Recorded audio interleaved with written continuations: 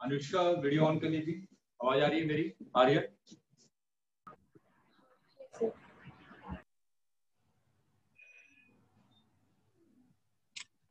Voice clear है?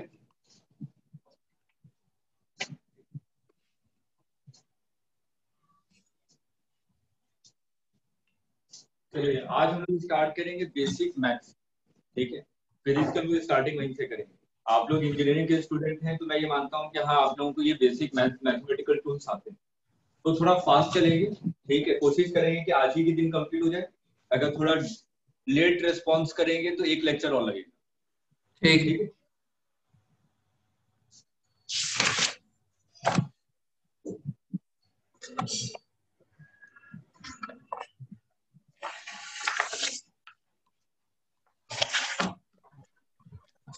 Mathematical tools में vector,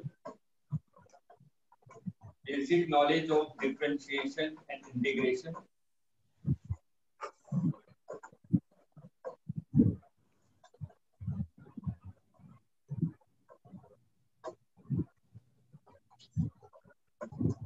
third graph.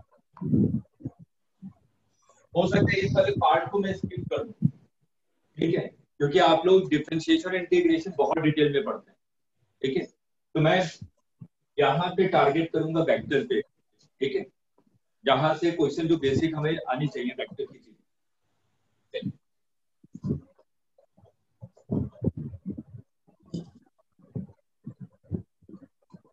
अब देखिए वेक्टर का मतलब क्या होता है, हमारे पास ऐसे फिजिकल क्वांटिटी जिसके क्या हो, मैग्नीट्यूड भी हो और डायरेक्शन भी हो। Magnitude as well as direction, इसको हम लोग वेक्टर कहते हैं। अगर सिंपल देखो वेक्टर को रिप्रेजेंट करना, मैंने कहा कि ये वेक्टर है तो हम लोग क्या करेंगे, एक ऊपर एक एरो मार्क बना देंगे, आपको वेक्टर को रिप्रेजेंट करेगा। अगर मैंने कहा कि ए वेक्टर ये दिया होगा, ये ए वेक्टर है, तो ये जो एरो का डायरेक्शन है, ये जो इसका हेड है, ये हेड किस चीज को रिप्रेजेंट करेगा, डायरेक्शन ऑफ वेक्टर, और यहाँ से ये इसका टेल। ठीक है, जो एरो है वो आपको क्या बताएगा कि किस डायरेक्शन में वेक्टर हमारा लाई कर रहा है। ठीक, angle between two vectors, angle between two vectors, angle between two vectors का मतलब क्या है कि अगर मैं दो वेक्टर के बीच में एंगल को डिफाइन करूं, इसका मतलब दोनों वेक्टर के या तो टेल ज्वाइन होने चाहिए या तो दोनों वेक्टर के हेड ज्वाइन होने चाहिए। ठीक है, तभी हम लोग एंगल बिटवीन टू वेक्टर्स को हम लोग डिफाइन करते हैं। एक बार क्वेश्चन आया था, मतलब कि आपकी इंजीनियरिंग में नहीं आया लेकिन नीट में पूछा हुआ क्वेश्चन है। ठीक है, उसमें ये ऑप्शन दिए हुए, जैसे कि मैंने कहा कि एक वेक्टर ये है, बी वेक्टर, बी वेक्टर, और ये ए वेक्टर, ये दिया हुआ थीटा। तो क्या theta angle between two vectors को रिप्रेजेंट कर रहा है?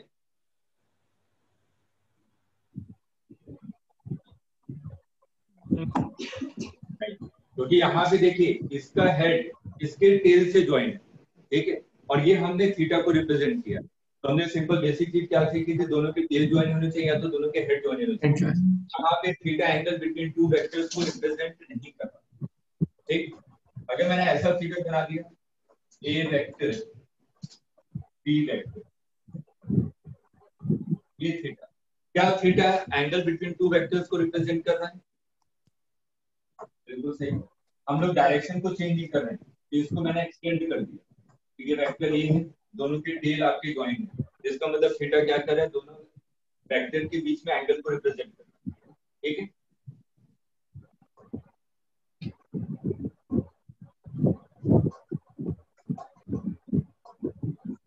एडिशन ऑफ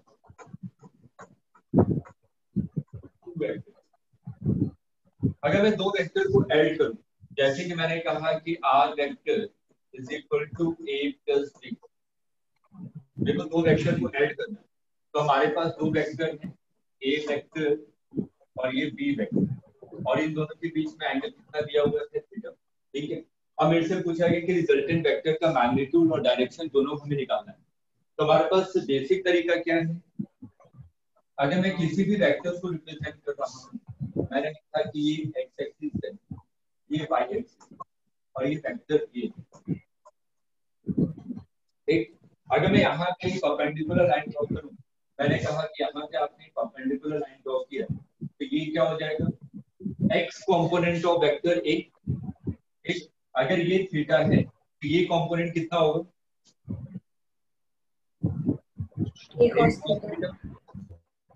थीटा के अपोजिट वाला ए साइन थीटा। ठीक है, एक चीज मैंने कहा कि चलिए ये तो आपने एक्स और वाई एक्सिस बना दिया, कोई जरूरी है कि एक्स और वाई एक्सिस हमेशा ऐसे ही बनेंगे, ये तो ऑब्जर्वर पे डिपेंड करता है। ठीक है, मैंने कहा कि आर्यन ने कहा कि मैं एक्स एक्सिस इसको लेना चाहता हूँ, इसको मैंने एक्स एक्सिस लिया और इसको मैंने वाई एक्सिस। ठीक है, कई सारे क्वेश्चन मतलब ऐसा करेंगे जब सर्कुलर के पार्ट पे आए। ठीक है, कि किस हिसाब से कन्वीनियंट हो जाता है क्वेश्चन को सॉल्व करना। ठीक, अब अगर मैंने ये एक्स एक्सिस लिया है, ये वाई एक्सिस लिया है, तो वेक्टर पे कोई फर्क पड़ रहा है, वेक्टर ए पे कोई फर्क पड़ रहा है, ये क्वेश्चन एग्जाम में आया हुआ है।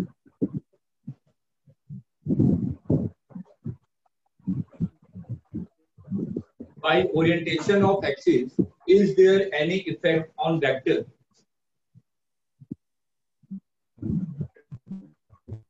प्रशांत आपकी आवाज नहीं आ रही है, थोड़ा तेज बोलिए।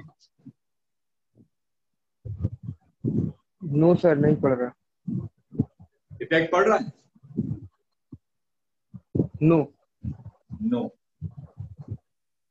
अनुष्का, आर्यन,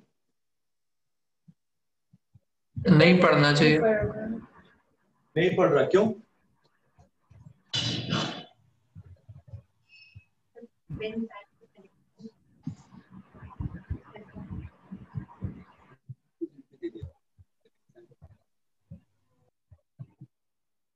अब देखिए, वेक्टर का मतलब क्या होता है, मैग्नीट्यूड और डायरेक्शन।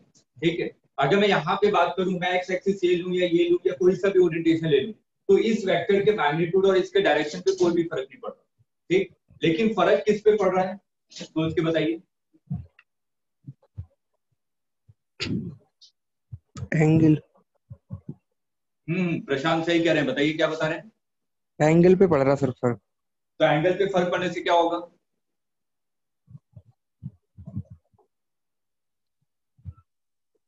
कंपोनेंट चेंज हो जाएंगे। Yes sir. जैसे कि मैंने कहा कि ये एक्स एक्सिस के साथ एंगल बना रहा है अल्फा।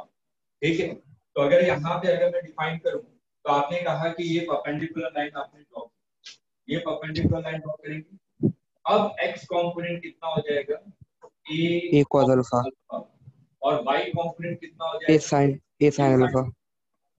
तो अगर मैं एक्सिस का ओरिएंटेशन कर रहा हूं तो वेक्टर पे कोई फर्क नहीं पड़ेगा, लेकिन उसके कंपोनेंट चेंज हो जाएंगे। ठीक है, ये इंपॉर्टेंट कॉन्सेप्ट है।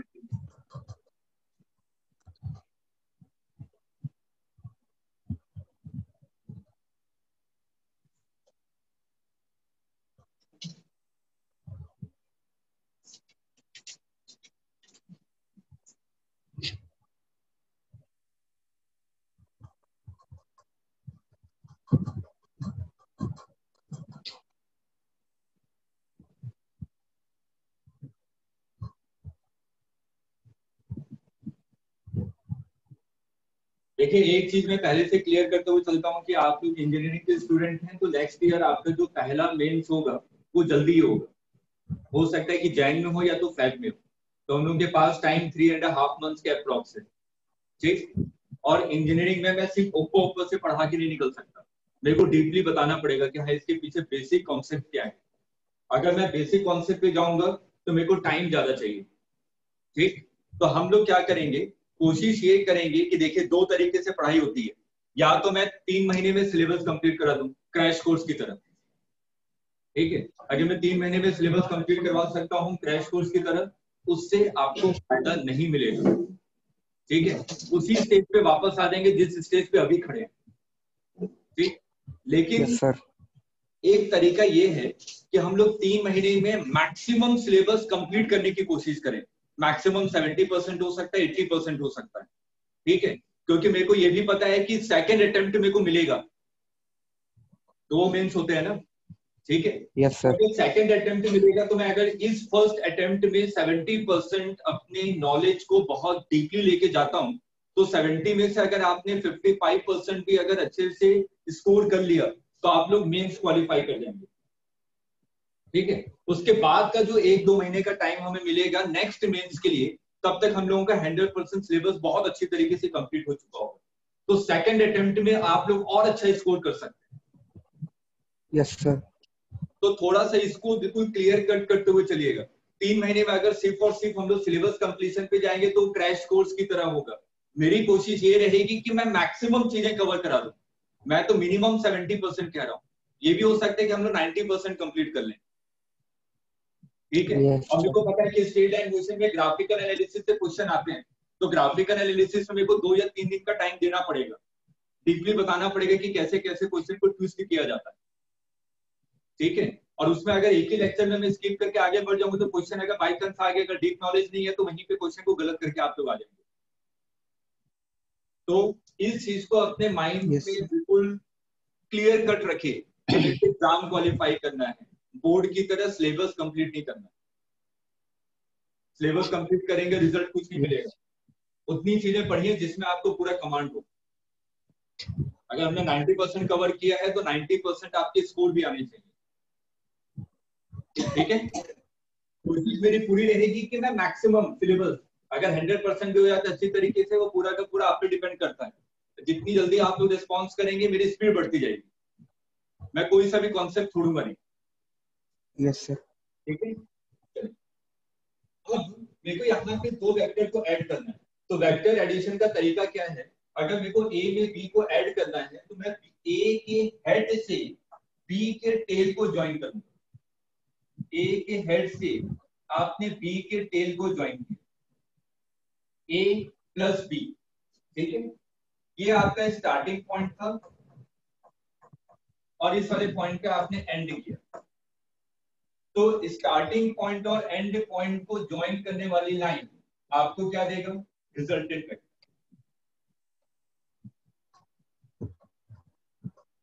ठीक है। ये आपका रिजल्टेंट वेक्टर आ गया। अब हमें क्या करना है? रिजल्टेंट वेक्टर का मैग्नीट्यूड और डायरेक्शन दोनों चीजें हमें कैलकुलेट करनी है, और ये मैं मानते चल रहा हूं आपको बहुत अच्छी तरीके से आता है, ठीक है। मैं थोड़ा फास्ट चलूंगा इस चीज पे।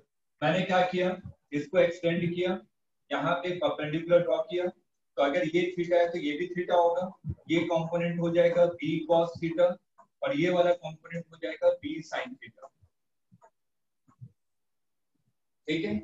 अब in triangle P Q S, P Q S एक आपका क्या है? राइट एंगल ट्राइंगल है। In triangle P Q S, अगर मैं इस वाले ट्राइंगल में देखूं तो पी क्यू का मैग्नीट्यूड कितना है? आर के इक्वल। क्यू एस का मैग्नीट्यूड कितना है? A plus B cos theta, ये magnitude A plus B cos theta, और ये परपेंडिकुलर कितना है? P S B sine theta. तो यहाँ पे मैं पाइथागोरस थ्योरम अप्लाई कर सकता हूँ। पाइथागोरस थ्योरम क्या है? Hypotenuse square is equal to base square plus perpendicular square. अगर हम लोग यहाँ पे पाइथागोरस थ्योरम अप्लाई करें तो P Q is equal to Q S square plus triangle क्या लिया? P Q is equal to Q S square plus P S square. तो a plus B cos theta whole square plus B sine theta whole square, तो यहां से value आ जाएगी a square plus B square plus 2ab cos theta. ये हमें resultant का magnitude मिल गया। अब दूसरा मुद्दा आता है कि इसमें मेरे को डायरेक्शन निकालना है कि इसका डायरेक्शन क्या होगा, ठीक। डायरेक्शन सिर्फ और सिर्फ ऑब्जर्वर पे डिपेंड करता है कि ऑब्जर्वर किसके रिस्पेक्ट में बताना चाहता है, ठीक। मैंने कहा कि आर्यन कह रहे हैं कि ये जो रिजल्टेंट वेक्टर है वो ए के रेस्पेक्ट में अल्फा एंगल के, इन्होंने ये बताया, इन्होंने ए को रेफरेंस ले लिया। अब ए के रेस्पेक्ट में ये एंगल को डिफाइन कर रहे हैं कि जो रिजल्टेंट वेक्टर है वो ए के रेस्पेक्ट में अल्फा एंगल पे, अगर मैं यहाँ पे सिंपल tan अल्फा लगाऊं तो tan alpha is equal to क्या हो जाएगा, perpendicular divided by base. Perpendicular कितना है, b sin theta divided by base a plus b cos theta. फॉर्मूले को याद करने का तरीका, हम लोग यहाँ पे जो अल्फा है किसके रेस्पेक्ट में डिफाइन कर रहे हैं, a के रेस्पेक्ट में। तो जिसके रेस्पेक्ट में हम लोग डिफाइन करेंगे उसके साथ साइन और कॉस नहीं आएगा, ठीक है। अब अनुष्का ने कहा कि सर मैं तो यहाँ पे अल्फा a के रेस्पेक्ट में डिफाइन नहीं करना चाहती, मैं b के रेस्पेक्ट में इसका डायरेक्शन बताऊंगी, ये कितना है बीटा, ठीक है। तो अगर मेरे को बीटा डिफाइन करना है तो मेरे को तरीका पता था, tan बीटा ये किसके रेस्पेक्ट में डिफाइन किया है आपने, b के रेस्पेक्ट में। तो b को हम लोग वैसे लिखेंगे, इसके साथ कोई भी साइन और कॉस नहीं आएगा। दूसरा वेक्टर हमारे पास क्या बचा, a, तो हम लोग क्या लिखेंगे, a sin theta plus a cos theta. ये मैंने b के रेस्पेक्ट में डिफाइन कर दिया, क्लियर है। क्योंकि हर जगह आप लोग बार बार ये फिगर ड्रॉ नहीं करेंगे अल्फा बीटा निकालने के लिए, सिर्फ कॉन्सेप्ट को याद रखिए कि जिसके रेस्पेक्ट में हम लोग डिफाइन कर रहे हैं उसके साथ कोई भी साइन और कॉस नहीं आएगा, और जिसके रेस्पेक्ट में नहीं है वो साइन और कॉस के साथ आएंगे, क्लियर है।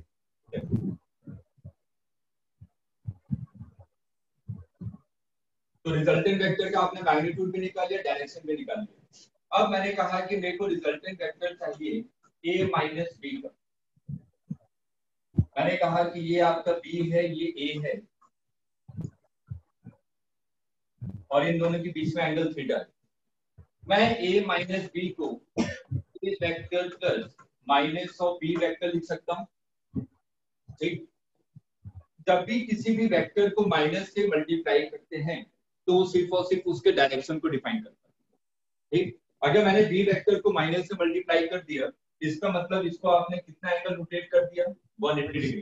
तो अगर मैं 180 डिग्री रोटेट करूं तो ये मिलेगा 10 इसके अपोजिट डायरेक्शन में, ये माइनस b वेक्टर हो गया, ठीक। तो माइनस तो सिर्फ और सिर्फ डायरेक्शन को डिनोट करता है। तो क्या मैं इस वेक्टर को एक नया वेक्टर मान सकता हूं, c, ठीक है। और c वेक्टर का जो मैग्नीट्यूड होगा वो b वेक्टर के मैग्नीट्यूड के इक्वल होगा, ठीक है। अब मेरा तो सिंपल एक क्वेश्चन इसमें ट्रांसफर हो गया, a vector plus c vector, और अभी आपने निकाला था कि अगर दो वेक्टर का एडिशन करूं तो रिजल्टेंट क्या होता है, a square plus b square plus 2ab cos theta. तो यहाँ पे a और c का रिजल्टेंट क्या हो जाएगा, a square plus c square plus 2ac cos theta. इन दोनों के बीच में एंगल कितना है, 180 माइनस थीटा, ठीक। तो cos 180 माइनस थीटा, ये रिजल्टेंट आ गया। अगर इसको सॉल्व करें तो a square plus c square minus 2ac cos theta, cos 180 minus theta is equal to minus cos theta, ठीक है। और अभी आपने क्या देखा कि जो c वेक्टर का मैग्नीट्यूड है वो b वेक्टर के मैग्नीट्यूड के इक्वल है। तो फॉर्मूला आपका क्या निकल के आ गया, a square plus b square minus 2ab cos theta, ठीक है। रिजल्टेंट का मैग्नीट्यूड आपने निकाल लिया। यहाँ पे क्लियर है सभी चीजें।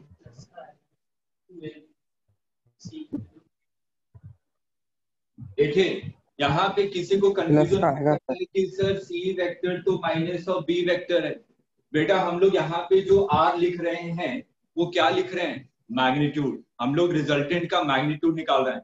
तो सी वेक्टर का मैग्नीट्यूड किसके इक्वल है, बी वेक्टर के मैग्नीट्यूड के इक्वल है, ठीक है। इसमें c इज इक्वल टू क्या लिखेंगे, c is equal to b लिखेंगे, माइनस b नहीं लिखेंगे। हम लोग मैग्नीट्यूड लिख रहे हैं यहाँ पे, ठीक है। कोई कंफ्यूजन आ जाता है स्टार्टिंग में, सर यहाँ पे अगर c की वैल्यू अगर माइनस b पुट करेंगे तो प्लस 2ab cos थीटा आ जाएगा। क्लियर है यहाँ तक? Yes sir. ठीक।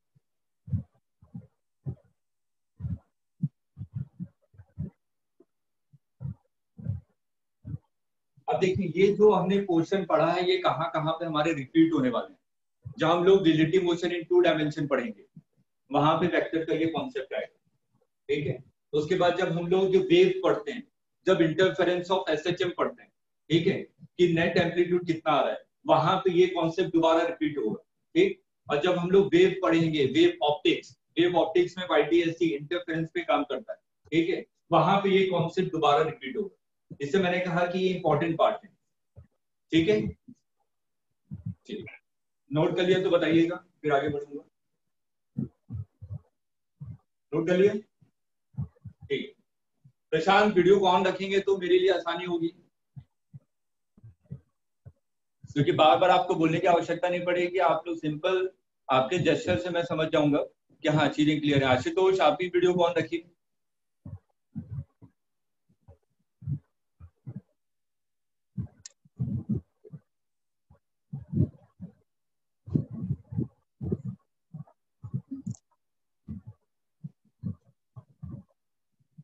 आपने कहा ये वाई एक्सिस है, ये एक्स एक्सिस है, ये आपका ए वेक्टर है, और मैंने कहा कि ए वेक्टर एक्स एक्सिस के रेस्पेक्ट में थीटा एंगल पे है।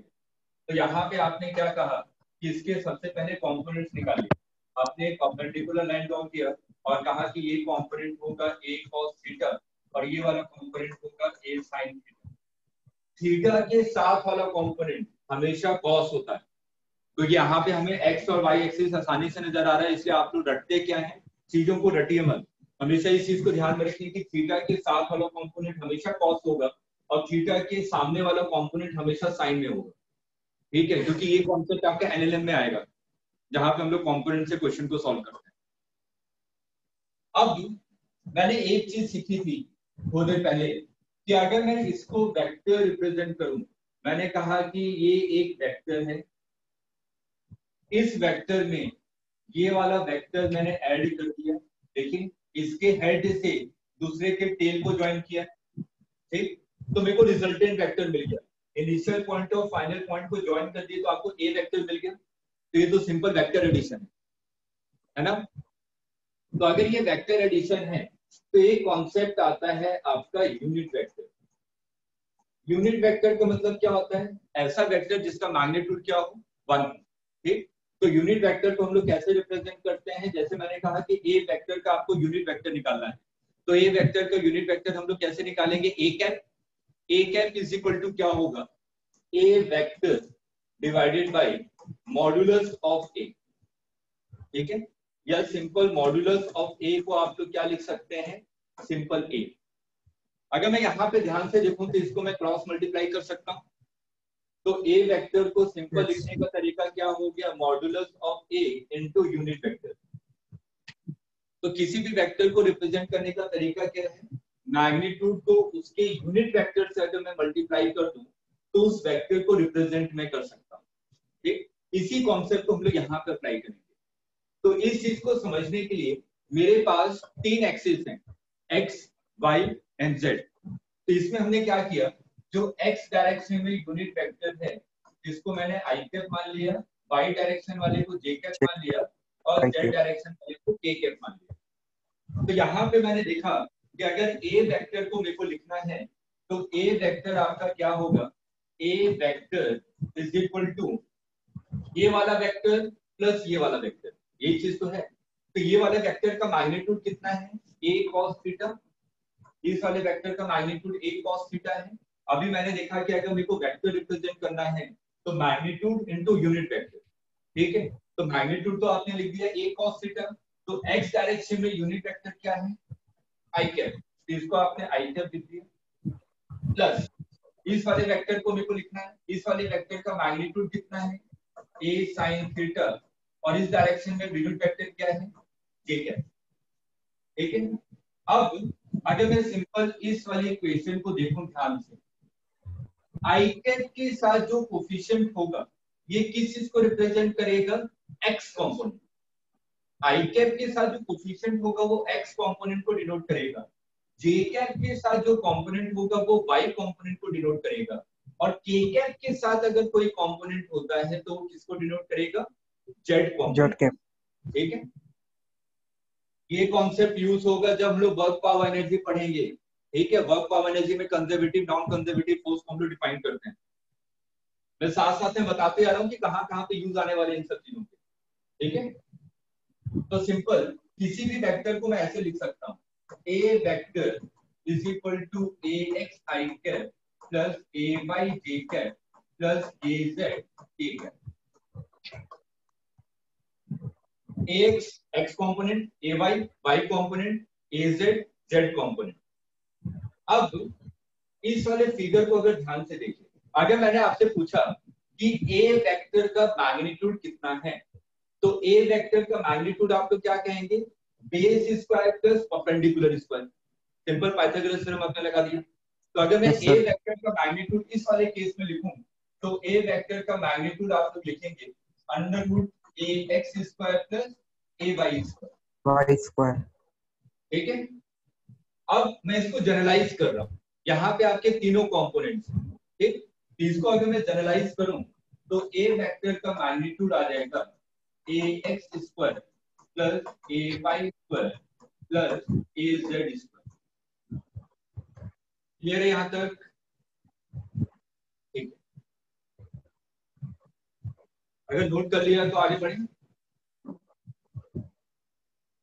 ठीक है, चलिए 1 मिनट रुक जाता हूँ, नोट कर लीजिए। आशुतोष नोट कर लिया आपने? नो सर, कर रहा हूँ।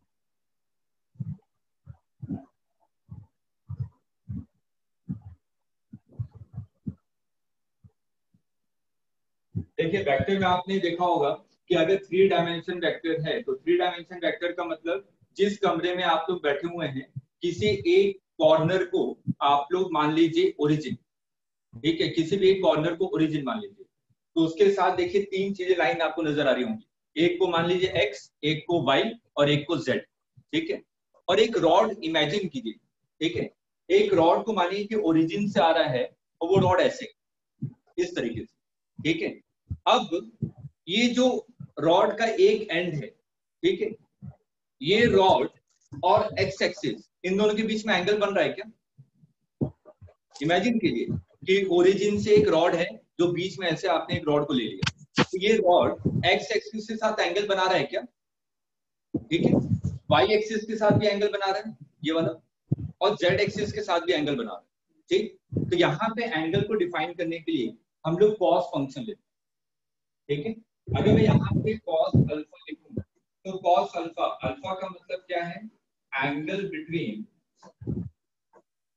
X axis and vector A, vector A और एक्स एक्सिस के बीच में एंगल क्या है, अल्फा, ठीक। मैं ज्यादा डिटेल में नहीं जाऊंगा। कॉस अल्फा अगर मेरे को लिखना है डायरेक्ट तो एक्स एक्सिस आ रहा है ना, तो एक्स एक्सिस में कंपोनेंट कितना था, ax divided by under root ax square plus ay square plus az square. उसी तरीके से अगर मैं cos बीटा डिफाइन करूं, cos बीटा का मतलब क्या हुआ, angle between y axis and a vector, तो यहाँ पे cos बीटा का मतलब y का component divided by under root ax square plus ay square plus az square, ठीक है। सिमिलरली cos गामा, गामा क्या है, angle between vector a and z axis, तो यहाँ पे हम लोग क्या लेंगे, z component az divided by under root ax square plus ay square plus az square, ठीक है। बहुत सालों पहले ये क्वेश्चन डायरेक्ट पूछा गया जब आपका मेंस और एडवांस नहीं होता, ठीक है, जब हम लोग कहते थे प्री और मेंस, तो प्री में ये क्वेश्चन आया था, ठीक है, तो इस चीज को याद रखिएगा। क्लियर है? देखिए इस चीज को थोड़ा सा आप लोग एक चीज को और ध्यान में रखिए कि क्वेश्चन कैसा भी हो उसको पूछिए जरूर।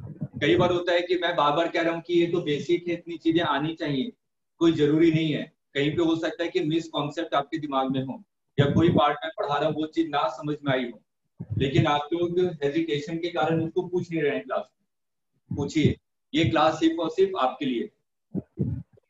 कंफ्यूजन के साथ अगर हम लोग आगे बढ़ेंगे तो अच्छे क्वेश्चन को हम लोग पिक नहीं कर पाएंगे, क्योंकि बेसिक अगर ढीला होगा तो अच्छे क्वेश्चन कहाँ से होंगे, ठीक है। अब हम लोग आगे चलते हैं। तो वेक्टर रिप्रेजेंटेशन में आपने यहां तक देख लिया।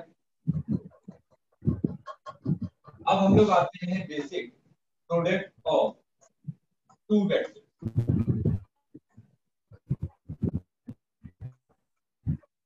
अगर मैं प्रोडक्ट ऑफ टू वेक्टर्स के बारे में बात करूं तो यहाँ पे दो चीजें होती हैं, स्केलर प्रोडक्ट, इसको हम लोग डॉट प्रोडक्ट भी कहते हैं, और एक होता है वेक्टर प्रोडक्ट, इसको हम लोग क्रॉस प्रोडक्ट कहते हैं। ठीक है, याद रखिएगा कि दो वेक्टर का अगर मैं डॉट लूंगा तो रिजल्टेंट मेरे को क्या मिलने वाला है, स्केलर। अगर मैं दो वेक्टर का क्रॉस प्रोडक्ट लूंगा तो मेरे को रिजल्टेंट क्या मिलेगा, वेक्टर। ठीक है, जैसे आपको याद होगा कि अगर वर्क डन हम लोग लिखते हैं तो लिखते हैं simple f dot ds, dot product लिखते हैं क्योंकि वर्क डन क्या है आपके स्केलर क्वांटिटी। वैसे अगर मैं जब हम लोग टॉर्क को डिफाइन करते हैं तो टॉर्क इज इक्वल टू लिखते हैं r क्रॉस f, क्योंकि टॉर्क क्या है, वेक्टर क्वांटिटी। ठीक है, चलिए अब हम लोग पहले पे आते हैं, डॉट प्रोडक्ट।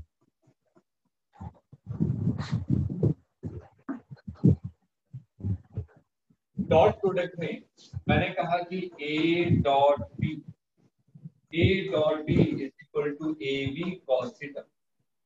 ठीक है, मैं दो वेक्टर मान लेता हूं, मैंने कहा कि ये b वेक्टर है और ये आपका a वेक्टर है और दोनों के बीच में एंगल थीटा है। अगर मैं यहाँ पे डॉट प्रोडक्ट लूं तो यहाँ पे dot product is equal to ab cos theta, ये मेरे को सुपरफिशियल स्केलर वैल्यू देगा। ठीक, a का मतलब क्या है, मैग्नीट्यूड ऑफ a, b का मतलब क्या है, magnitude of b, and theta represent the angle between two vectors. ठीक, इसका मैं यूज बता रहा हूं। इस कॉन्सेप्ट पे न्यूमेरिकल 2-3 बार एडवांस लेवल पे पूछे गए हैं सर्कुलर मोशन में। जब मैं सर्कुलर मोशन में आऊंगा तो बताऊंगा कि एडवांस लेवल पे इस पे कैसे क्वेश्चन बन सकता है। ठीक है, अब अगर आप यहाँ पे ध्यान से देखें, मैंने क्या किया, ए से परपेंडिकुलर लाइन ड्रॉ कर दिया बी में। ठीक, अगर मैं ए से परपेंडिकुलर लाइन ड्रॉ कर दूं तो ये वैल्यू कितनी हो जाएगी, a cos theta, component of a। ठीक, तो कंपोनेंट ऑफ a कितना हो गया, a cos थीटा। तो a cos थीटा अगर मैं लिखूं, a cos theta, a cos theta a dot b divided by b। ठीक, तो a dot b divided by b। तो a cos थीटा किस चीज को रिप्रेजेंट कर रहा है, component of a in direction of b, b के डायरेक्शन में a का कंपोनेंट कितना है। ठीक, कई बार हम लोग कंपोनेंट की जगह एक वर्ड यूज करते हैं जिसको कहते हैं प्रोजेक्शन। ठीक है, कंफ्यूज मत कीजिएगा, प्रोजेक्शन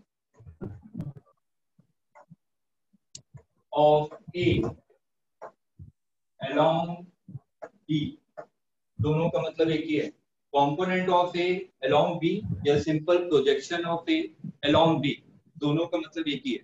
ठीक, तो इसको याद करने का तरीका क्या है कि जब भी हमें कंपोनेंट या प्रोजेक्शन निकालना है तो प्रोजेक्शन निकालने के लिए हम लोग क्या करते हैं, जिस डायरेक्शन में आपको प्रोजेक्शन निकालना है वो डिनोमिनेटर में आता है।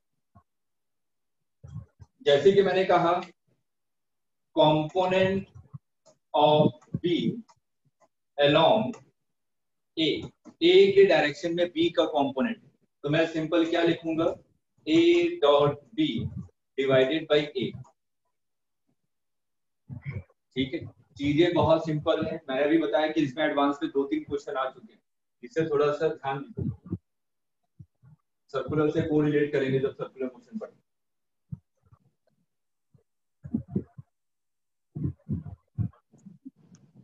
यहाँ पे क्लियर है सभी को।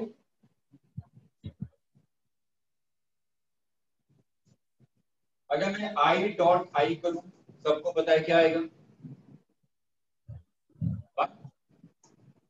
a dot a 1, a dot k 1। क्यों आ रहा है, क्योंकि a डॉट b का फॉर्मूला क्या होता है, ab cos थीटा।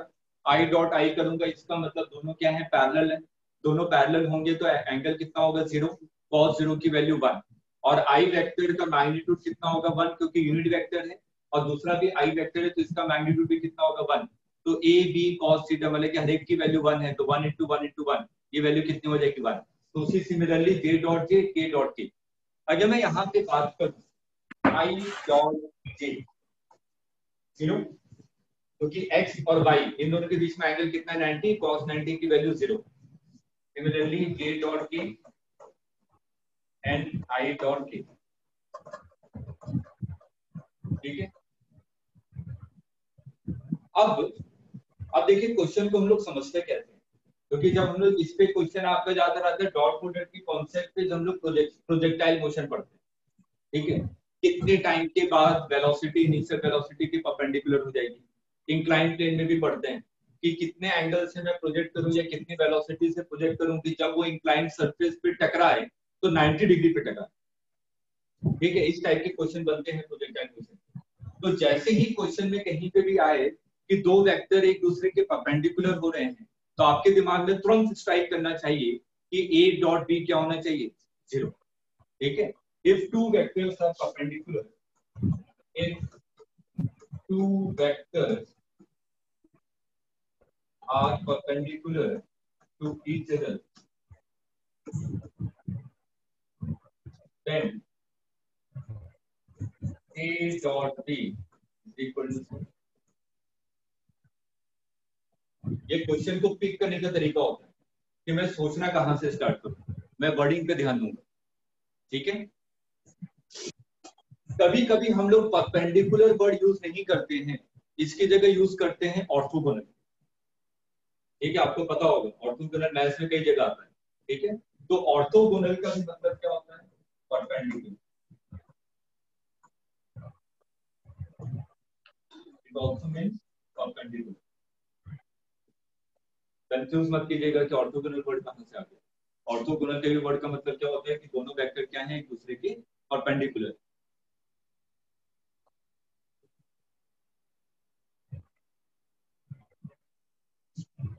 नोट कर लिया। अब हम लोग आते हैं क्रॉस प्रोडक्ट की।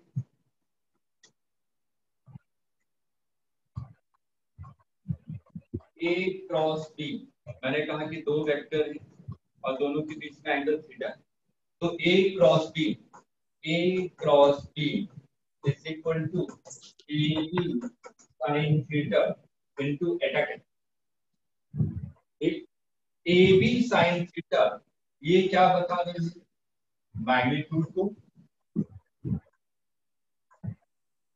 और ये क्या है, यूनिट वेक्टर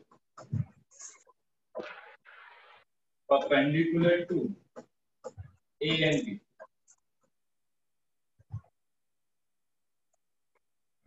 बहुत इंपॉर्टेंट है, बहुत इंपॉर्टेंट, क्योंकि जो 12th का इलेक्ट्रोमैग्नेटिज्म पार्ट है इस कॉन्सेप्ट पे है पूरा का पूरा क्रॉस प्रोडक्ट पे। जब हम लोग मैग्नेटिज्म पार्ट स्टार्ट करते हैं, magnetic field cross product, force का डायरेक्शन क्रॉस प्रोडक्ट, ठीक है। हर जगह हम लोग क्रॉस प्रोडक्ट ही लगाते हैं। आपको फॉर्मूले याद होंगे, क्यू डी क्रॉस बी, ये सब चीजें करते हैं, ठीक है। उसके बाद आई एल क्रॉस बी, ठीक। तो वहां पे कंफ्यूजन आते हैं कि क्रॉस प्रोडक्ट हम लोग लगाएं कैसे।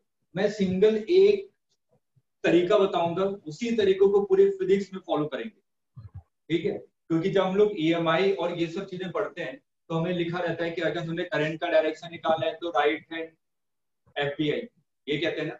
अगर हमें फोर्स का डायरेक्शन निकालना है तो लेफ्ट हैंड, ठीक। हम लोग ये सब चीजें कुछ नहीं पढ़ेंगे, हम लोग सिंपल एक रूल को याद रखेंगे, ए क्रॉस बी। और ए क्रॉस बी के लिए हमारे पास क्या तरीका है, हम लोग हमेशा right hand palm rule use करेंगे, ठीक है। एक रूल से हम लोग सभी चीजें डिफाइन कर सकते हैं, अलग अलग रूल नहीं लगाएंगे। क्योंकि अगर प्रेशर के समय पता चला कि राइट हैंड रूल लगाना तो आपने गलती से लेफ्ट हैंड रूल लगा दिया, सब चीजें उल्टी हो जाएंगी, ठीक है। इसलिए एक ही रूल को याद रखेंगे, वो है A cross B, right hand palm rule, ठीक। अब इसको तरीका क्या है कि जिस डायरेक्शन में वेक्टर है, जैसे कि देखो ए क्रॉस बी करना है, ठीक। तो ए वेक्टर जिस डायरेक्शन में है उस डायरेक्शन में अपने फिंगर्स को रखिए, ये चारों फिंगर्स इस डायरेक्शन में हो गए, ठीक। और बी की तरफ मूव कीजिए, बी की तरफ मैंने मूव किया, मतलब कि मुट्ठी को बंद किया, कर्ल किया, ठीक। तो ये जो थंब का डायरेक्शन है ये क्या बताएगा आपको, रिजल्टेंट वेक्टर का डायरेक्शन, ठीक है। तो ए क्रॉस बी अगर मैं कर रहा हूं तो ए क्रॉस बी करूंगा तो रिजल्टेंट वेक्टर होगा वो इस प्लेन के परपेंडिकुलर होगा और आउटवर्ड होगा, ठीक है। लेकिन अगर मैं बी क्रॉस ए करूं, बी क्रॉस ए, तो बी क्रॉस बी की तरफ आपने चारों फिंगर्स को रखी, ठीक है। अब ए की तरफ मूव कीजिए, ए की तरफ मैंने अगर मुट्ठी को बंद किया तो थंब तो अंदर की तरफ जाता है, ठीक है। तो बी क्रॉस ए क्या होगा, वो भी इस प्लेन के परपेंडिकुलर होगा लेकिन इनवर्ड होगा, ठीक। इसलिए मैं यहां पे लिखता हूं A cross B is equal to minus of B cross A, क्योंकि दोनों का मैग्नीट्यूड तो इक्वल है लेकिन दोनों एक दूसरे के ऑपोजिट डायरेक्शन में। यहां तक चीजें क्लियर है, ठीक। अब इसमें कई सारे स्टूडेंट पूछते हैं कि सर अगर मैंने ए को इधर रखा तो मैं इसी डायरेक्शन में इसको क्यों कर्ल कर रहा हूं, मैं ए को ऐसे भी रख सकता हूं, फिंगर्स को रखना है मेरे को, ठीक है। मैं कर्ल करके तो ऐसे भी तो पहुंच सकता हूं बी की तरफ, ऐसे भी तो मूव कर सकता हूं, ठीक। हमेशा ध्यान रखिएगा किस डायरेक्शन में मूव किया जाता है, जहां पे एंगल 180 से छोटा हो, ठीक है। हम लोग इधर की तरफ मूव नहीं करेंगे क्योंकि अल्फा माना तो अल्फा इज ग्रेटर देन, तो इस डायरेक्शन में मूव नहीं करेंगे। जहां पे एंगल 180 से छोटा होगा उसी डायरेक्शन में फिंगर्स को कर्ल करेंगे। क्लियर है यहां तक?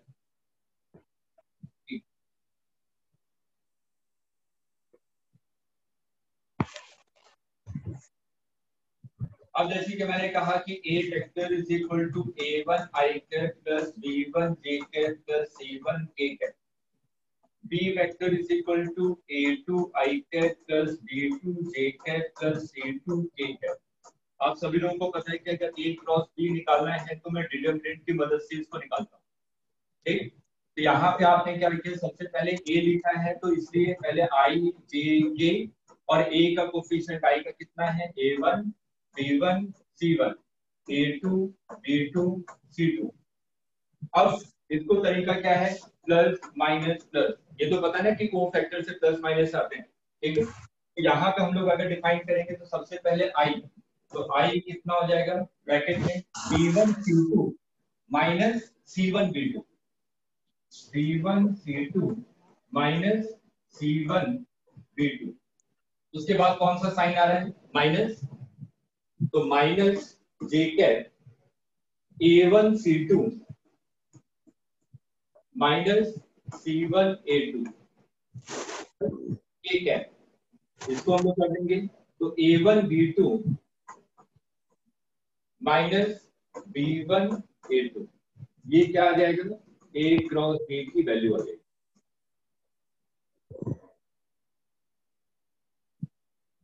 क्लियर है?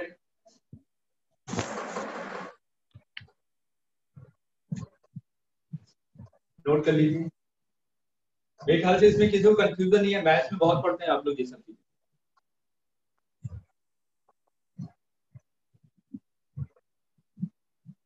अब देखिए इसका एक आता है ट्रिपल प्रोडक्ट, ठीक है। वेक्टर में एक चीज आती है ट्रिपल प्रोडक्ट,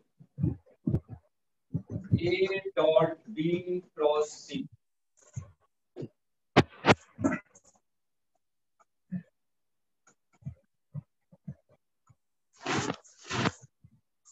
अब सबसे पहले ये बताइए अगर मैंने a dot b cross c किया है तो रिजल्टेंट मेरे को क्या मिलेगा, स्केलर की वेक्टर? हाँ आर्यन बताइए।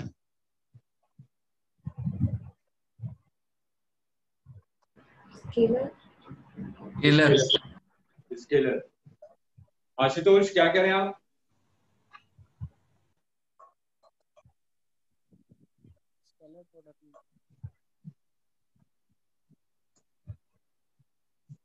B क्रॉस C वेक्टर,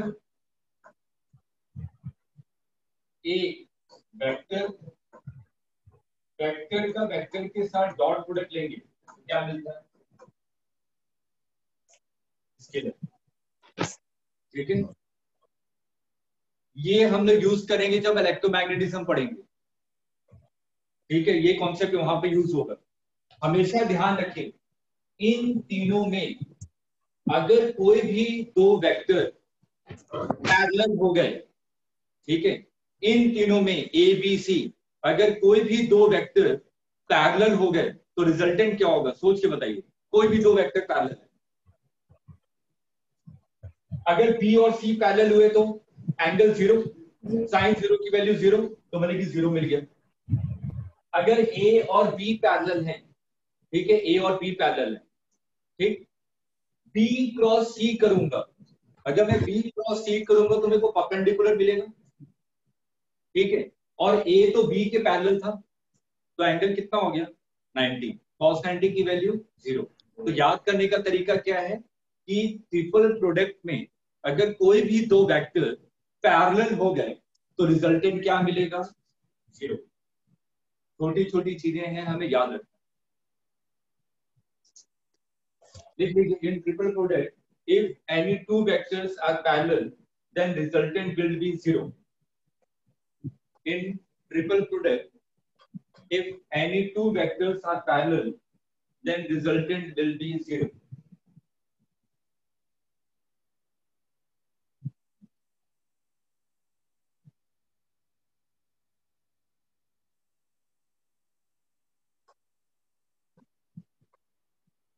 इसका एप्लीकेशन बता सकते हैं कि ट्रिपल प्रोडक्ट का एप्लीकेशन कहां पे यूज करते हैं।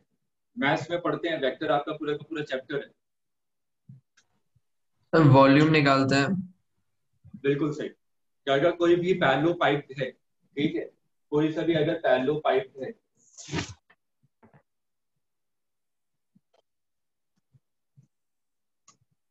इसमें से अगर तीन साइड अगर मेरे को वेक्टर फॉर्म में दिया हुआ है, ये एक वेक्टर है, ये बी वेक्टर है और ये सी वेक्टर है, ठीक, और इसका अगर मेरे को वॉल्यूम पूछा तो मैं क्या करूंगा, ए डॉट बी क्रॉस सी, ठीक है, तो ये मेरे को क्या देगा, volume.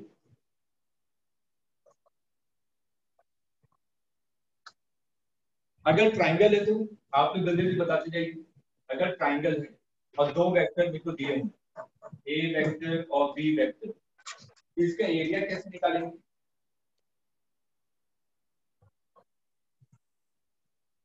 Half A cross B, half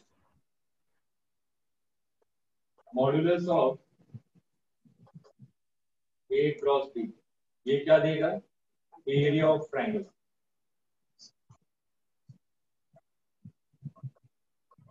ये सब चीजें आप लोग मैथ्स में डिटेल में पढ़ते हैं, क्लियर है यहाँ पे। अगर यही फिगर पैरेललोग्राम होता, मैंने कहा ये बी वेक्टर है और ये ए वेक्टर, तो इसका एरिया क्या होता, modulus A cross B, simple, area is equal to modulus of A cross. ये सिंपल मैथमेटिकल एप्लीकेशन है क्रॉस प्रोडक्ट।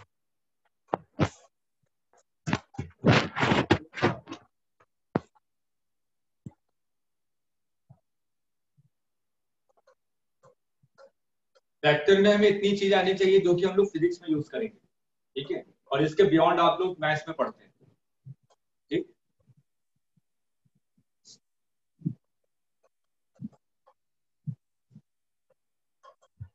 हम लोग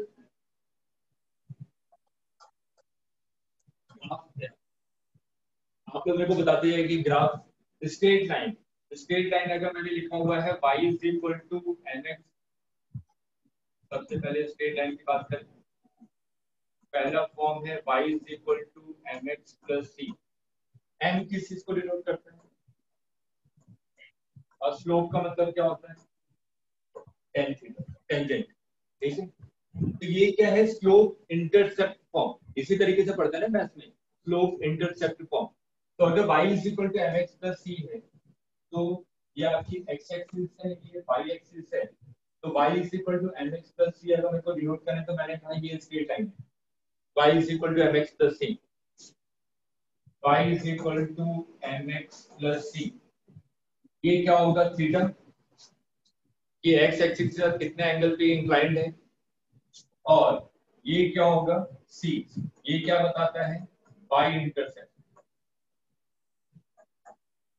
ये सब चीजें पता है ना आप लोगों को? जो अभी ये वाला जो स्ट्रेट लाइन है ये आपका इंपॉर्टेंट है क्योंकि हमें स्ट्रेट लाइन मोशन पढ़ना है। वहां पे ग्राफिकल एनालिसिस में बहुत यूज आएंगे ये सब चीजें, ठीक है।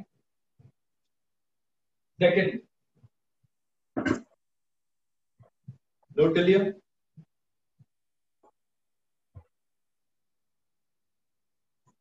Equation of straight line passing through x1 y1 and x2 y, क्या होगा जल्दी से बताइए?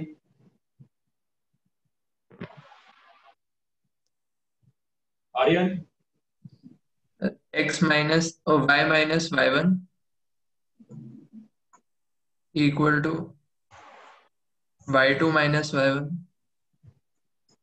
Upon x2 minus x1 into ऊपर x माइनस x1।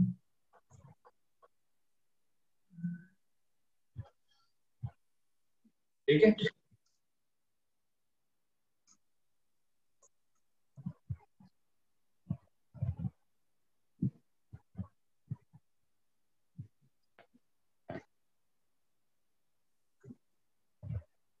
ये एक स्ट्रेट लाइन है, ये ए है, ये बी है, तो इक्वेशन क्या होगी?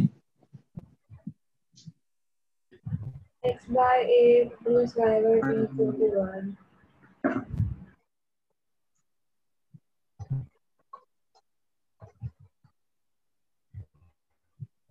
ठीक है, x divided by x intercept A plus y divided by y intercept b is equal to 1। इसको थोड़ा याद रखिएगा क्योंकि 2-3 बार क्वेश्चन आपके एक्सीलरेशन वेलोसिटी के साथ ग्राफ बना के दिए होंगे, ठीक है, मेंस में जो पूछे गए।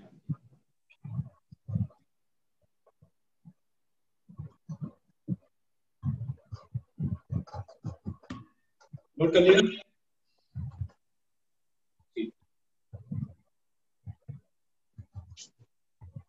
अब हम लोग आते हैं सर्कल पे।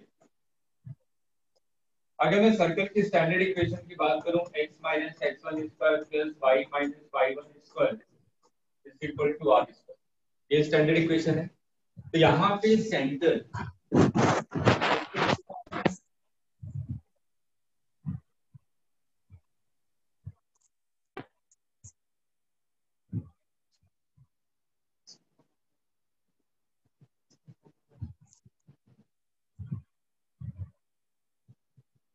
सेंटर क्या होगा अनुष्का? x1 y1 y1. हम लोग x minus x1 is equal to 0, तो x is equal to x1, y minus y1 is equal to 0 और y is equal to y1। Shifting of origin पढ़ा है ना, उसी में ये कॉन्सेप्ट आता है। तो यहाँ पे सेंटर कितना हो जाएगा? x1, y1। रेडियस की बात करें तो रेडियस कितना हो जाएगा सर्कल का? r। ठीक है, अच्छा, अगर मैं आप लोगों से बोलता हूं कि इक्वेशन ऑफ पाथ या इक्वेशन ऑफ ट्रेजेक्टरी, ठीक है, इसका मतलब आप लोग क्या समझते हैं? ग्राफ इसलिए पढ़ रहे हैं हम लोग, ग्राफ पढ़ने का मतलब ही यही है। इक्वेशन ऑफ ट्रेजेक्टरी या इक्वेशन ऑफ पाथ से आप लोग क्या मतलब समझते हैं? मैथमेटिकली इससे क्या समझते हैं आप लोग?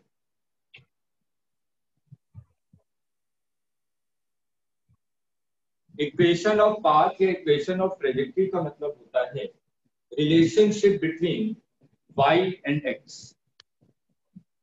ठीक है, जो भी y और x के बीच में रिलेशन होगा उसको देख के हम लोग ये बता सकते हैं कि पाथ आपका स्ट्रेट लाइन होगा, सर्कल होगा, हाइपरबोलिक होगा, एक्सपोनेंशियल होगा, हाइपरबोला होगा, एलिप्टिकल होगा, पैराबोला होगा। ठीक है, इस चीज को हमेशा ध्यान में रखिए। इक्वेशन ऑफ ट्रेजेक्टरी और इक्वेशन ऑफ पाथ का मतलब क्या होगा? y as a function of x। ठीक है, y as a function of x represent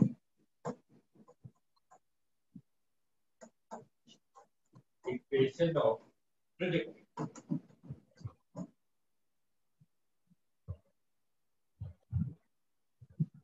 ये चीज यूज होगी जब हम लोग कंजर्वेटिव नॉन कंजर्वेटिव फोर्स को डिफाइन करेंगे,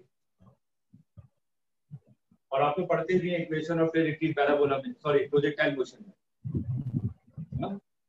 ठीक है,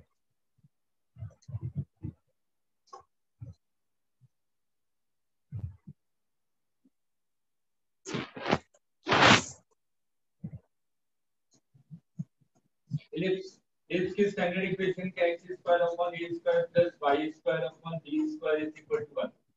ये इलिप्स की standard equation. If a is greater than b, तो आपको पता है कि इसका शेप कैसा होता है कि ओवल शेप होता है, और इसको आपने किसके अलोंग रख दिया? x एक्सिस के अलोंग रख दिया, इसको हम लोग कहते हैं इलिप्स। और यहाँ पे ये जो डिस्टेंस है आपकी, ये होती है 2a, ये जो डिस्टेंस है ये होती है 2b। तो ये जो 2a है इसको हम लोग कहते हैं मेजर एक्सिस, और ये जो है ये है आपका माइनर एक्सिस।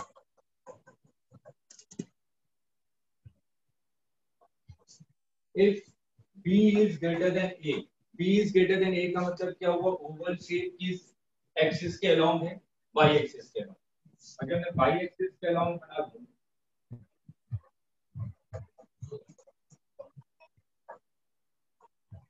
तो ये जो डिस्टेंस हो जाएगी ये हो जाएगी 2b, और ये डिस्टेंस हो जाएगी 2a। अब ये हो जाएगा आपका मेजर एक्सिस, और ये हो जाएगा आपका माइनर एक्सिस। अब देखिए इलिप्स हम लोग फिजिक्स में कहाँ कहाँ पढ़ेंगे? एक तो जब हम लोग इक्वेशन ऑफ पाथ के बारे में बात करेंगे, इक्वेशन को देख के हम लोग पता लगाएं कि हाँ ये इलेक्ट्रिकल पाथ है कि नहीं। ठीक, ग्रेविटेशन में आएगा आपका। ठीक है, और मेंस के जो क्वेश्चन आते हैं जब हम लोग एसएचएम पढ़ते हैं, जब इंटरफेरेंस ऑफ एसएचएम होता है। ठीक है, तो हमने कहा कि एक पार्टिकल है जो कि अलोंग एक्स एक्सिस आपका एसएचएम कर रहा है, एक पार्टिकल है जो अलोंग वाई एक्सिस एसएचएम कर रहा है। अगर दोनों का इंटरफेरेंस होगा तो पाथ कैसा होगा? उसमें स्ट्रेट लाइन पाथ भी आता है, आपका एलिप्टिकल पाथ भी आता है, और सर्कुलर पाथ भी आता है। ठीक है, तो वहां पे ये कॉन्सेप्ट यूज होंगे। ठीक है,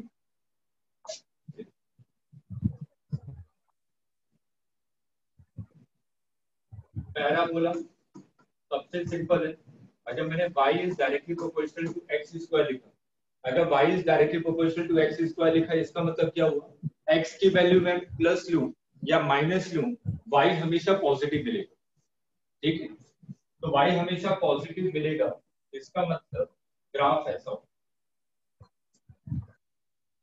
ठीक है, x की वैल्यू में नेगेटिव लूं या x की वैल्यू पॉजिटिव लूं, y हमेशा पॉजिटिव मिलेगा। ठीक, y is directly proportional to minus x square। Minus x square होगा तो कैसा बनेगा? Downward parabola. y हमेशा नेगेटिव मिलेगा, x की वैल्यू में पॉजिटिव लूं या नेगेटिव लूं।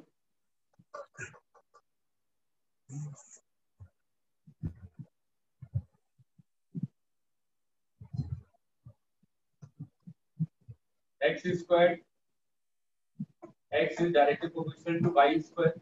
अब इसका मतलब क्या? y की वैल्यू पॉजिटिव लूं या नेगेटिव लूं, x हमेशा क्या मिलेगा? पॉजिटिव।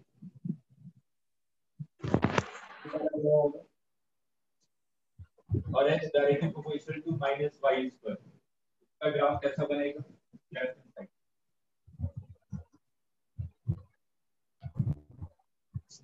ठीक है, एक बेसिक क्वेश्चन मैथ से रिलेटेड। ठीक है, देखता हूं आप लोगों को पता है कि नहीं। हम लोग x एक्सिस और y एक्सिस डिफाइन करते हैं। x और y क्या है? वेरिएबल्स हैं। ठीक है, इसमें कौन सा इंडिपेंडेंट वेरिएबल है और कौन सा डिपेंडेंट वेरिएबल?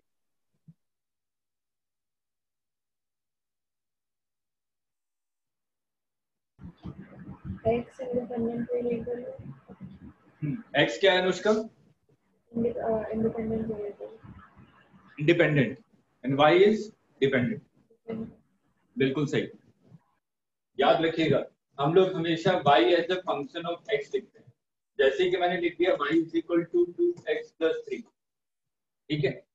तो जो भी राइट हैंड साइड में होता है वो हमेशा इंडिपेंडेंट होता है, ठीक है। जैसे सिंपल सा एक क्वेश्चन ले लूं, मैंने कहा कि a directly proportional to b और b directly proportional to a, क्या दोनों सेम चीज है? क्या दोनों सेम है? नहीं। पहले वाले में a value of a depends on b, जो a की वैल्यू है वो b पे डिपेंड कर रहा है, ठीक। इसका मतलब a is dependent variable and b is independent variable. अगर इस वाले केस में देखें b is directly proportional to a, that means value of b depends on a, जो b की वैल्यू है वो a पे डिपेंड कर रही है, ठीक। तो a क्या हो गया? इंडिपेंडेंट वेरिएबल, और b क्या हो गया? डिपेंडेंट वेरिएबल, ठीक है। इसलिए अगर आप लोगों को थोड़ा सा ध्यान है कि जब हम लोग ओम्स लॉ पढ़ते हैं, बस थोड़ा सा ऐसी नॉलेज के लिए, ओम्स लॉ पढ़ते हैं तो I directly proportional to V कहते हैं या V directly proportional to I कहते हैं, ये तो पता चलेगा ना, दोनों अलग अलग चीजें हैं। तो कौन सा करेक्ट है? V is directly proportional to I. V is directly proportional to I, ये करेक्ट है, पक्का?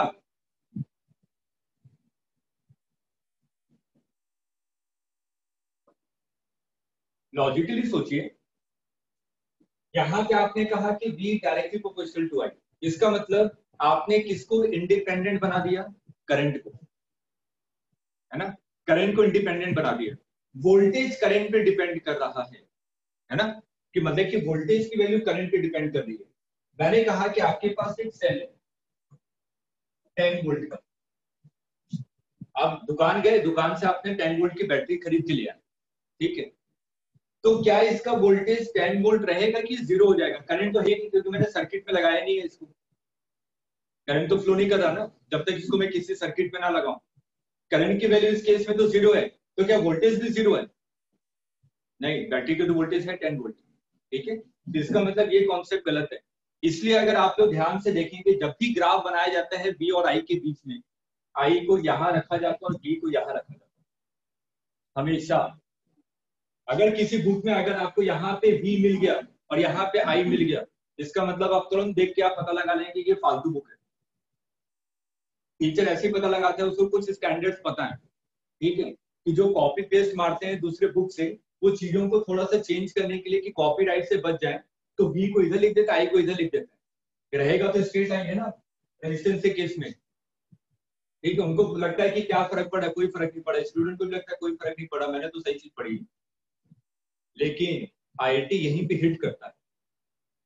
अब वो कॉन्सेप्ट पे चला जाता है कि कॉन्सेप्चुअली कौन सा करेक्ट है। अगर मैंने दो ग्राफ दे दिए, एक आई और बी के बीच में ये ग्राफ दे दिया, और मैंने ग्राफ दे दिया बी और आई के बीच में, ऐसे दो ऑप्शन मिल गए आपको एक ही क्वेश्चन में, आप किसको करेक्ट मानेंगे? पहले वाले को, ठीक है। ये कॉन्सेप्ट है, क्लियर है? ठीक, चलिए, तो हम लोग पैराबोला देख लिए हैं। इसके बाद चलते हैं एक्सपोनेंशियल ग्राफ।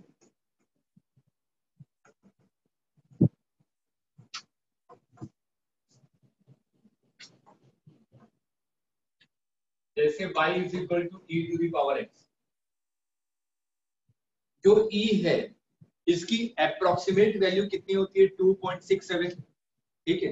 मतलब कि e तो एक न्यूमेरिक वैल्यू है, तो लॉजिकली सोचिए कि पहले 2 की पावर में 2 मान लेता हूं e को, 2 की पावर 0 1, 2 की पावर 1 2, 2 की पावर 2 4, 2 की पावर 3 8, मतलब ये 1 से लेके इंफिनिटी तक जा रहा है। तो एक्सपोनेंशियली ग्राफ आपका 1 से स्टार्ट होता है और इंफिनिटी की तरफ। अगर y is equal to e to the power minus x, इसको मैं 1 upon e to the power x लिख सकता हूँ। इसको मैं कैसे लिखूंगा? 1 से स्टार्ट होगा, अगर x की वैल्यू मैंने इंफिनिटी ले ली तो 2 की पावर इंफिनिटी, तो नीचे वाला पार्ट तो इंफिनिटी हो गया, तो 1/∞, 0। इसका मतलब ये कहाँ टेंड करेगा? 0 की तरफ।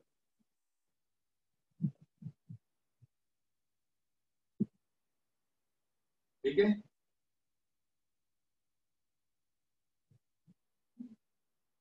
आर्यन क्लियर है?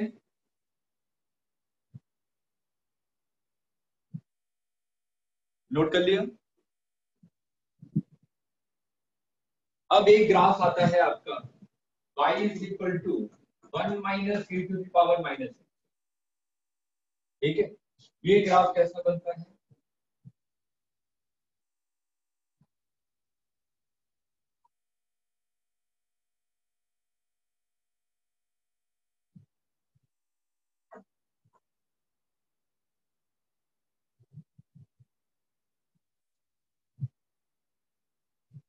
ऐसा ग्राफ हम लोग कहाँ पे पढ़ेंगे? कुछ याद आ रहा है ग्राफ को देख के कि कहाँ पे पढ़ते हैं? स्टोक्स लॉ याद कीजिए, जब टर्मिनल वेलोसिटी आती है कांस्टेंट हो जाती है कुछ टाइम के बाद। ठीक है, जब कैपेसिटर और इंडक्टर पढ़ेंगे, ठीक है, करंट राइजिंग, ठीक है, charging of capacitor, discharging of capacitor, वहां पे एलआर और एलसी सर्किट में ऐसे ग्राफ बनते हैं। ठीक, और जब हम लोग स्ट्रेट लाइन मोशन में बात करेंगे, motion by gravity, motion by gravity में हम लोग जितने भी क्वेश्चन सॉल्व करते हैं ये मान के करते हैं कि एयर फ्रिक्शन नहीं है। अगर एयर फ्रिक्शन को भी इंक्लूड करते हैं तो ऐसा ग्राफ बनता है। बताऊंगा, अभी तो मैं बता रहा हूँ कहाँ पे ये सब चीजें आती हैं। ठीक है, तो ये हमारा मैथमेटिकल टूल्स कंप्लीट हो गया। ठीक है, इतनी बेसिक नॉलेज मेरे को होनी चाहिए। ठीक, इसके बाद मैं डिफरेंशिएशन इंटीग्रेशन नहीं बता रहा हूं, अगर किसी को डाउट है तो बोलिए, मैं एक क्लास ले लूंगा उस पर। नहीं है ना? ठीक है, तो हम लोग जो नेक्स्ट क्लास से स्टार्ट करेंगे यूनिट मेजरमेंट एंड डायमेंशन से स्टार्ट करेंगे। और मैं पहले बता दूं, यूनिट मेजरमेंट एंड डायमेंशन में जो मोस्ट इंपॉर्टेंट टॉपिक है वो है आपका वर्नियर कैलिपर और screw gauge. Most important topic of unit measurement and dimension. हर एक साल एक क्वेश्चन आता ही आता है, 100% चांस है, चाहे वो मेंस में आ जाए या तो एडवांस में आ जाए, एक क्वेश्चन हर एक साल मिलेगा। ठीक है, तो हम लोग फॉर्मूला नहीं सीखेंगे, बेसिक कॉन्सेप्ट सीखेंगे कि कॉन्सेप्ट से हम लोग किसी न्यूमेरिकल को कैसे सॉल्व करेंगे, क्योंकि फॉर्मूले बेस्ड नीट में क्वेश्चन सॉल्व होते हैं, आईआईटी जेईई एडवांस और मेंस में नहीं होते। ठीक है, तो चलिए फिर हम लोग नेक्स्ट क्लास में मिलेंगे, इसी के आगे कंटिन्यू करेंगे यूनिट मेजरमेंट एंड डायमेंशन। ठीक है, और सर उसी बुक्स बताइए। डीपीपी प्रोवाइड करना स्टार्ट कर दूंगा। मैथमेटिकल टूल्स में कोई डीपीपी की रिक्वायरमेंट नहीं है, क्योंकि मैथ्स में बहुत क्वेश्चन कर चुके हैं आप। सर बुक्स कौन सी लें? बुक्स आपको कोई फॉलो नहीं करनी है, थोड़ा सा इस चीज पे स्ट्रिक्ट रहिएगा। ठीक है, मैं बुक्स इसलिए फॉलो करने के लिए नहीं बोल रहा क्योंकि मैं जो शीट दूंगा वो कई सारे बुक से मिश्रण है, उसमें कई सारे मिक्सअप क्वेश्चन है। ठीक, अगर एससी वर्मा सिर्फ बेसिक कॉन्सेप्ट्स के लिए है, मैं आप लोगों को जो शीट दूंगा उसमें कम से कम 250 प्लस क्वेश्चंस मिलेंगे हर एक चैप्टर में। और 250 सर बेसिक कॉन्सेप्ट वाली पूछ। क्या सर बेसिक्स के लिए बोल रहे हैं सर, कोई बुक्स बताइए। SC Verma theory. ठीक है सर। ठीक है, लेकिन थ्योरी कोशिश कीजिएगा कि अगर मैं 2 चैप्टर पढ़ा दूं उसके बाद उस थ्योरी को पढ़िए, उससे पहले थ्योरी मत पढ़िए। क्योंकि क्या होता है कि स्टार्टिंग में हर एक बुक अलग अलग थ्योरी, मतलब कि कॉन्सेप्ट समझाने का हर एक का अलग अलग होता है। ठीक है, तो मेरे बेसिकली जो कॉन्सेप्ट है वो एससी वर्मा और एथनिक हॉलीडे से ज्यादा मिलेंगे, इसलिए मैं उसी बुक के बारे में कह रहा हूँ। ठीक है, और न्यूमेरिकल के लिए आपको अलग बुक सॉल्व करने की आवश्यकता नहीं है, क्योंकि अगर असाइनमेंट ही अगर आप लोग अच्छे से कर ले रहे हैं, तो अगर मैं यूनिट मेजरमेंट एंड डायमेंशन की बात करूं, अगर 100 क्वेश्चन अगर आपने कर लिया तो मेंस के एक भी क्वेश्चन आपके गलत नहीं होंगे। 100 क्वेश्चन बहुत होते हैं इतने कम ड्यूरेशन के लिए, क्योंकि यूनिट मेजरमेंट डायमेंशन हमारा मैक्सिमम चलेगा 3 to 4 लेक्चर। ठीक है, और उतने 4 दिनों में अगर आपने 200 क्वेश्चन कर लिए पर डे, मतलब 50 क्वेश्चन। ठीक, तो ये बहुत है, मोर देन सफिशिएंट है। ठीक है, और कुछ दिनों के बाद एक ऐप भी हम लोग लॉन्च कर रहे हैं, हो सकता है कि 1 वीक में लॉन्च हो जाए। उसके बाद तो आपको और भी किसी बुक की रिक्वायरमेंट नहीं होगी। जैसे उसमें प्रैक्टिस सेशन है, उसमें कम से कम 3 लाख प्लस क्वेश्चन हैं, 3 लाख से ऊपर उस ऐप में। ठीक है, उसको बहुत सिस्टमैटिक बेस से डिजाइन किया गया कि अगर आप इनिशियल स्टेज पे कुछ इजी क्वेश्चन करना चाहते हैं तो उसमें बाइफरकेट करके दिया हुआ है, easy question, mains level, advance level. ठीक है, अगर आप इजी क्वेश्चन की प्रैक्टिस करेंगे तो उसमें ऑप्शन भी मिलेंगे आपको, मल्टीपल चॉइस भी मिलेंगे, सब चीजें मिलेंगी। एक क्वेश्चन आपकी स्क्रीन पे आएगा, उसको आपने सॉल्व किया, किसी भी एक ऑप्शन को टिक मारा, अगर वो ऑप्शन गलत है तो आप वापस उसी क्वेश्चन पे दोबारा चले जाएंगे और उसके बाद वहां पे आपको लिखा हुआ नजर आएगा हिंट फॉर दिस क्वेश्चन। तो आप हिंट को पढ़िए, फिर से दोबारा क्वेश्चन को अटेम्प्ट कीजिए, फिर से अगर गलत हुआ उसके बाद आपको फुल सोल्यूशन मिलेगा उस क्वेश्चन। ठीक है, ये प्रैक्टिस, अगर प्रैक्टिस करेंगे उसके बाद ही आपको असाइनमेंट ओपन होगा। असाइनमेंट आप डायरेक्ट ओपन नहीं कर सकते। जैसे कि मैंने आज टॉपिक पढ़ाया, आपने क्वेश्चन की प्रैक्टिस की नहीं और असाइनमेंट डायरेक्ट सोच रहे हैं कि मैं असाइनमेंट स्टार्ट कर दूं, वो असाइनमेंट वाला पेज ओपन ही नहीं होगा अगर आप लोग प्रैक्टिस नहीं करेंगे तो। और मैं यहाँ पे अपने डिवाइस पे बैठ के मैं खुद देख सकता हूँ कि हाँ अनुष्का ने कितने क्वेश्चन किए हैं, आर्यन ने कितने किए हैं या आशुतोष ने कितने किए हैं। मेरे को किसी से पूछने की आवश्यकता नहीं पड़ेगी। जैसे कई सारे स्टूडेंट झूठ बोल देते हैं, सर मैंने तो कर लिए थे 30 क्वेश्चन, 100 क्वेश्चन कर चुका हूँ। मेरे को डिवाइस में अपने आप ही ऑटोमेटिक नजर आ जाएगा कि हाँ आपने 100। और ये भी मेरे को पता चल जाएगा कि अगर मैं बात करूं किसी क्वेश्चन की, अगर मैं इस क्वेश्चन को अगर 4 मिनट में सॉल्व कर रहा हूं तो मैं आइडियल केस मान के चलूंगा कि 3 से 4 मिनट में ये क्वेश्चन सॉल्व हो जाना चाहिए। ठीक है, और उस क्वेश्चन को अगर आपने 10 सेकंड में सॉल्व करके आगे बढ़ गए, इसका मतलब आपने तुक्का मारा, आपने उसमें सोचा ही नहीं कि क्या करना है। क्योंकि वो टाइम वगैरह सब चीजें मेरे पास आएंगे मेरे डिवाइस में, मैं टाइम भी देखूंगा कि हर एक क्वेश्चन में आपने कितना टाइम लिया। ये इसलिए किया जा रहा है ताकि अगर हम लोग जो क्वेश्चन की प्रैक्टिस कर रहे हैं तो उसमें से अगर आपने 100 क्वेश्चन अटेम्प्ट किए तो मेरे को पता चल जाएगा कि हाँ इस 15 क्वेश्चन में आपके ज्यादा डाउट्स आ रहे हैं, ये गलत थे। ठीक है, इसका मतलब इस क्वेश्चन पे आपके कॉन्सेप्ट में कहीं ना कहीं गलतियां हो रही हैं, उस कॉन्सेप्ट को सुधारो। ठीक है, तो मोस्ट प्रोबेबली एक वीक में ये लॉन्च हो जाना चाहिए। सर मेरे पास एससी वर्मा तो सर 11th-12th की है सर, फिजिक्स की। बस जेई लेवल की लूं सर? नहीं, बस एससी वर्मा उतनी काफी है। ठीक है, उसके बाद मैंने बोला कि जो आपको ऐप मिलेगा फिजिक्स तब समझ में आती है जब मैं क्वेश्चन को सॉल्व करूं। थ्योरी पढ़ने से कभी फिजिक्स समझ में नहीं आएगी। ठीक है, तो हमें नंबर ऑफ क्वेश्चन की प्रैक्टिस ज्यादा करनी है। और कोई नहीं चाहिए सर बुक्स तो? नहीं, और कोई बुक की रिक्वायरमेंट नहीं है बेटा। हम लोग क्वेश्चन करेंगे, उसी में मैं हर एक क्वेश्चन में कॉन्सेप्ट बताऊंगा कि इसके पीछे कॉन्सेप्ट क्या था। सिंपल है, जब force is equal to mass into acceleration, उसमें पूरा चैप्टर बन गया एनएलएम। कॉन्सेप्ट तो एक ही था ना, 3 लॉ पे पूरा का पूरा चैप्टर। हाँ सर।